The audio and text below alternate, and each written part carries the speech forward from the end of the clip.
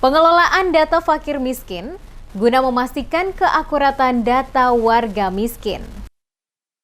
Dinas Sosial Kota Ambon menggelar kegiatan pengelolaan data fakir miskin cakupan daerah Kabupaten Kota tahun 2022 di Kota Ambon dibuka langsung penjabat Wali Kota Ambon pada salah satu hotel di Kota Ambon pada Kamis 15 Desember 2022. Penjabat Wali Kota Ambon Bedouin Watimena saat memberikan sambutan pada kegiatan yang dilaksanakan mengatakan kemiskinan merupakan salah satu isu yang sangat penting dan menyita perhatian semua pihak. Untuk itu berbagai upaya dilakukan pemerintah baik pusat, provinsi maupun kabupaten kota sehingga masyarakat kategori miskin ini dapat ditangani dengan baik. Pemberian berbagai bantuan dari pemerintah pusat kepada masyarakat kategori miskin baik KPM, PKH, BLT BBM, BPNT atau Bansos berupa sembako terus dilakukan dalam rangka ketahanan ekonomi dan juga dalam upaya untuk menangani kemiskinan. Watimena menegaskan dalam upaya penanganan kemiskinan ini juga tergantung seberapa jauh pemanfaatan data terpadu kesejahteraan sosial dalam penanggulangannya. Keakuratan data harus lebih ditingkatkan melalui mekanisme validasi dan verifikasi penerima bantuan. Karena data yang akurat dan mutakhir termasuk calon penerima program perlindungan sosial akan menjamin program dapat berjalan dengan baik dan tepat sasaran.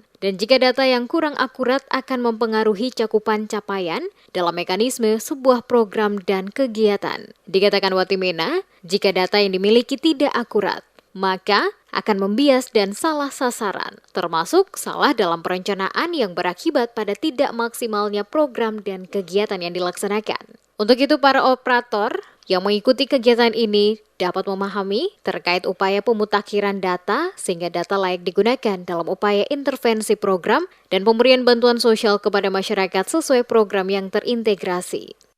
Data yang akurat dan mutakhir termasuk data calon penerima program perlindungan sosial akan menjamin program tersebut dapat dilaksanakan dengan baik dan tepat.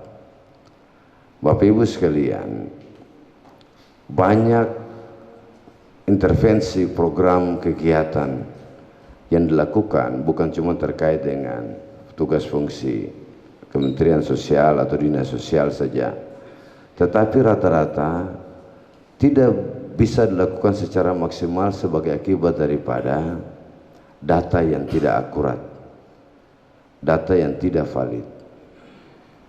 Karena data yang tidak valid atau kurang akurat itu akan mempengaruhi cakupan atau capaian kita dalam intervensi sebuah program dan kegiatan.